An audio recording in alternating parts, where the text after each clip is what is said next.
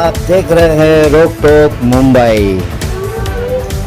ने और Benjamin Netanyahu ने रमज़ान के मुबारक महीने में जहां पर पूरी दुनिया के मुसलमान रमज़ान में रोज़ा रखते हैं, इबादत करते हैं रातों में, ऐसे मुबारक महीने में उन्होंने मिलकर ईरान पर हमला किया है और ये भी नहीं समझा कि मुबारक महीना रमज़ान का है।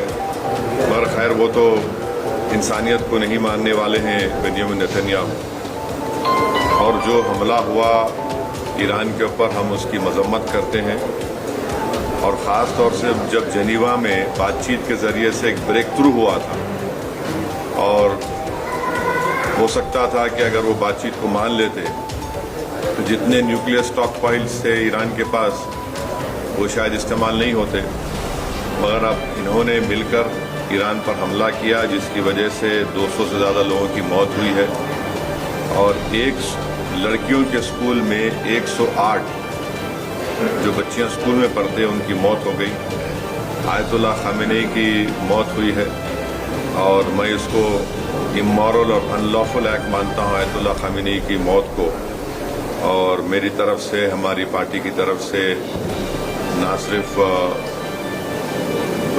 उनके शिया वर्ल्ड को बल्कि पूरे लोगों को जो उनको अपना रहबर मानते थे, शिया कौम उनको अपना रहबर मानती थी, और हम ये मुतालबा करते हैं कि ये जंग ख़त्म होनी चाहिए और भारत सरकार को इसमें अपना रोल निभाने की ज़रूरत है।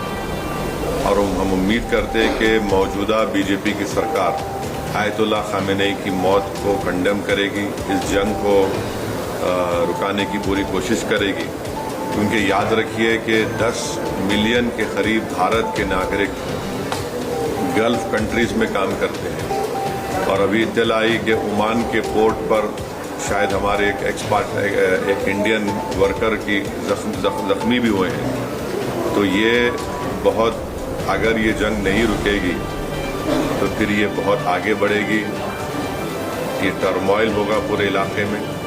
और आपको अंदाज़ा भी नहीं है कि कई भारत के लोग जो उम्रा करने के लिए गए हैं और वो ट्रैवल एजेंट के ज़रिए जाते, पैसे देते 2 दिन मक्के में, 3 दिन मदीने में, अब उनके पास पैसे नहीं है, वहाँ फ्लाइट ही नहीं उड़ रही है वहाँ पे। तो कितनी परेशानी हो रही है। और साथ ही साथ आप ये भी बात जानते हैं कि हमारे जो पड़ोसी मुल्क है और जो इजराइल है, ये दोनों मुल्क अपने पड़ोसियों को चैन से जीने नहीं दे रहे। अफगानिस्तान में हमला और फिर इजराइल जो है बार बार जून में ईरान पे हमला किया और इजराइल बेंजामिन नेतन्याहू ने 70,000 से ज़्यादा फ़लस्तीनियों का जेनोसाइड किया। ये जेनोसाइडल रजीम है और जो हमेशा शरारत करते रहते हैं। तो ये मेरे एहसासात हैं अपनी पार्टी की तरफ से, और मैं उम्मीद करता हूं कि हमारी गवर्नमेंट ऑफ इंडिया खामनेई की मौत की मजम्मत करेगी।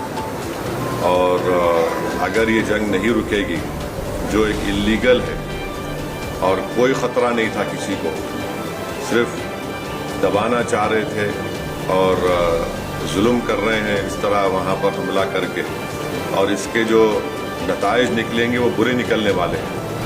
हम लोग अंडर एस्टिमेट कर रहे हैं, ये ख़त्म होने वाली नहीं। अगर ट्रंप और नेतन्याहू समझ रहे हैं कि रजीम चेंज होगा ईरान में, मैं नहीं समझता कि रजीम चेंज होने जाने वाला है।